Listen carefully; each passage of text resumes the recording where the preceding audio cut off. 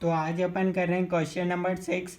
इसके अंदर लिख रखा है Piyush Lonkar and associates presently pay a dividend of ₹1 per share and as a share price of ₹20।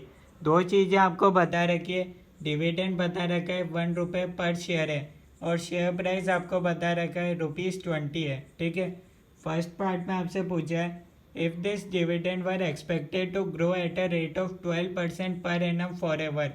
भैया ये कह रहा है अगर डिविडेंड ग्रो होगा 12% पर एनम की रेट से, what is the firm's expected और रिक्वायर्ड रिटर्न ऑन इक्विटी। इसका मतलब क्या है, केई की बात कर रहा है using a dividend discount model approach. तो फर्स्ट पार्ट में आपको जो निकालना है वो रहेगा केई, आपको निकालना रहेगा। तो ये अपन देख रहे हैं भैया क्वेश्चन नंबर 6 का फर्स्ट पार्ट। ठीक है।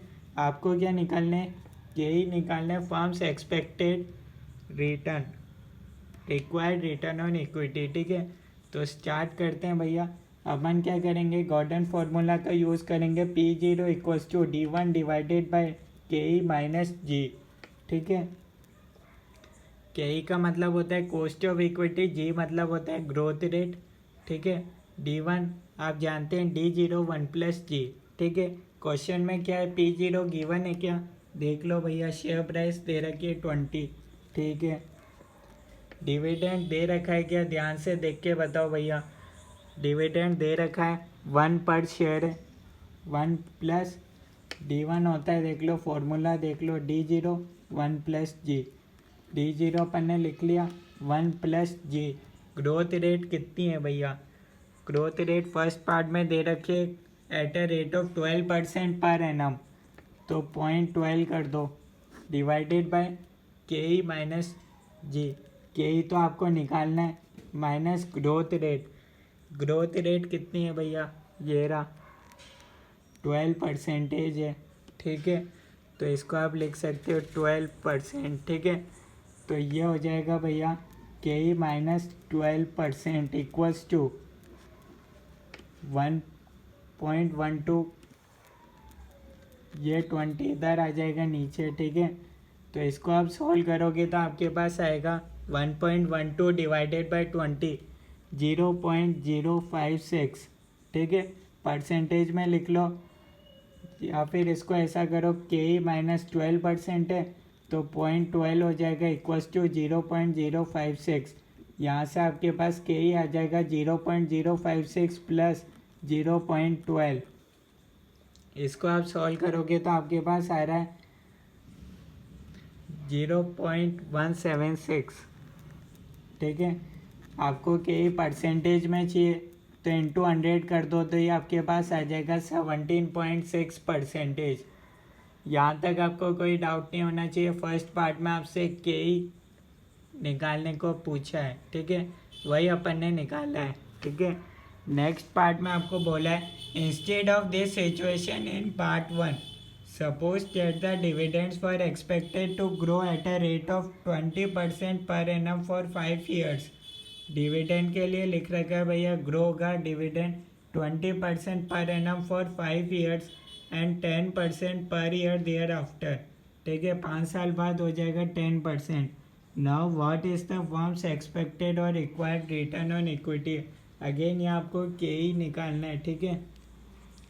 पर यहाँ क्वेश्चन थोड़ा अलग है। ये आपको दे रखा है 5 साल दे रखे हैं, 1 2 3 4 5। ठीक है।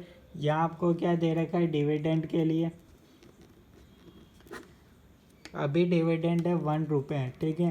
पहले साल में बढ़ेगा 20% तो हो जाएगा भैया 1.2।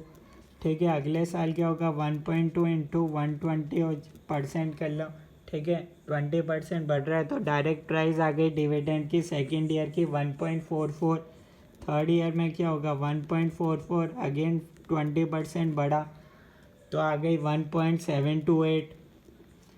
1.728 इंटू अगेन फोर्थ ईयर में 20% बढ़ा 2.0736। 2.0736 इंटू फिफ्थ ईयर में फिर 20% बढ़ा 2.48832। ठीक है। अब क्या करो, प्रेजेंट वैल्यू फैक्टर निकाल लो एट द रेट ऑफ, यहाँ आपको अज्यूम करना पड़ेगा भैया रेट ऑफ फैक्टर अभी तक के 17.6% था, तो एक इससे ज़्यादा ले लेते हैं, 18% लिख लेते हैं।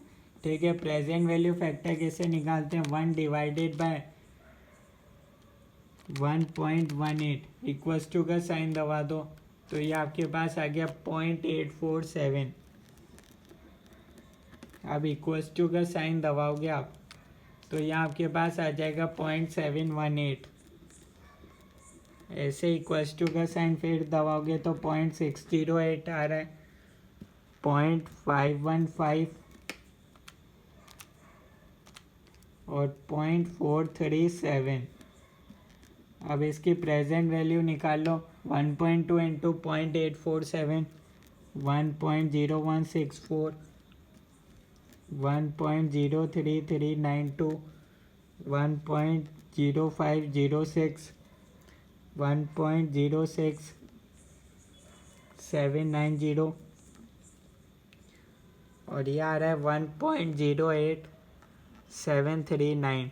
ठीक है, अब क्या करो भैया, 5 साल बाद शेयर की प्राइस कितनी होगी उसको भी निकाल लो, P5।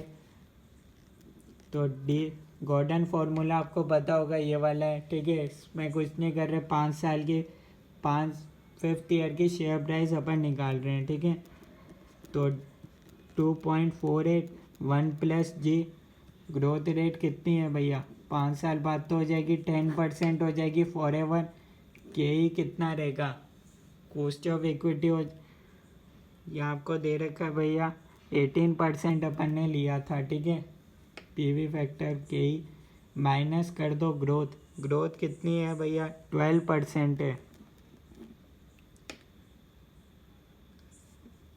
10% है। ठीक है, सेकंड पार्ट अपन कर रहे हैं 10% पर ईयर। ठीक है, 5 साल के बाद हो जाएगी भैया 10%। तो इसको आप सॉल्व करोगे 2.48 इंटू 1.1 डिवाइडेड बाय 8%, तो ये आपके पास आ गया भैया 5th ईयर में शेयर की प्राइस है भैया 34 रुपये। 34 into P V factor 5th year का सेम ही रहेगा, 34 इंटू 0.437, 14.858। इन सब की टोटल लगा लो तो आपके पास आ रहा है 20.11। ठीक है, इन सब की आप टोटल लगाओगे 1 2 3 4 5 6, तो आपके पास आएगा 20.11। ठीक है, ये अपने पास भैया शेयर प्राइस है 20 P0 से ज़्यादा आ रहा है। अब अपन को ऐसे ही 20 से कम एक लेना पड़ेगा। ठीक है, वहीं वापस करेंगे ईयर 1 2 3 4 5, यहाँ अपन लिखेंगे डिविडेंड फर्स्ट ईयर का 1.2, 1.44, 1.728, 2.0736, 2.48832। ठीक है, डिविडेंड तो 20% ही बढ़ेगा।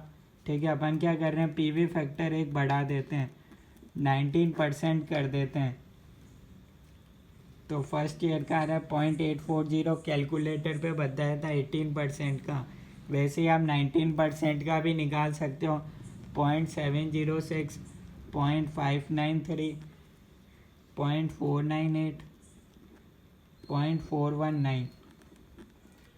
यहाँ से इन दोनों को मल्टीप्लाई करोगे तो प्रेजेंट वैल्यू आ जाएगी 1.008, 1.016, 1.024, 1.032, 1.042।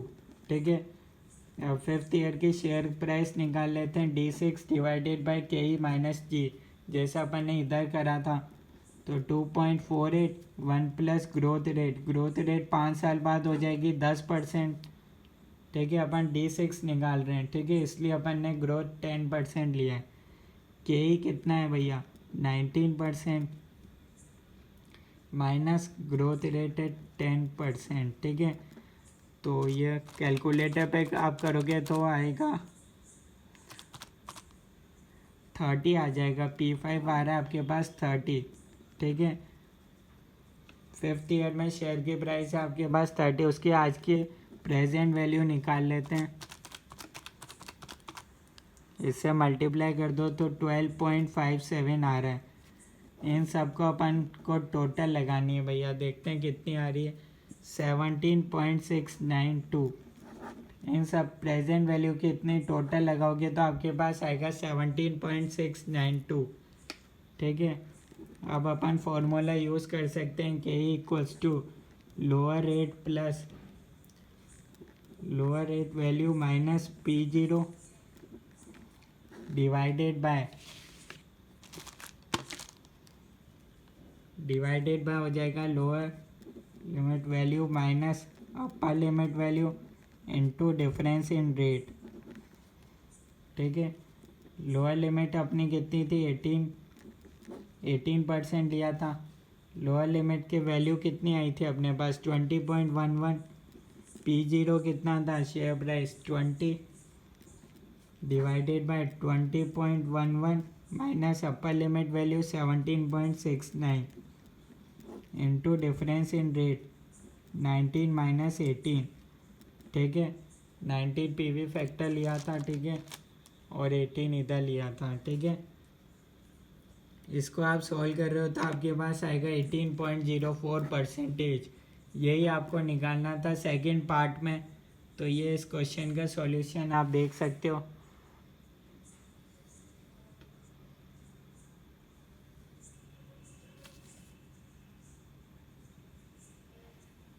कहीं भी आपको समझ में नहीं आया हो तो आप बता सकते हैं कमेंट्स में।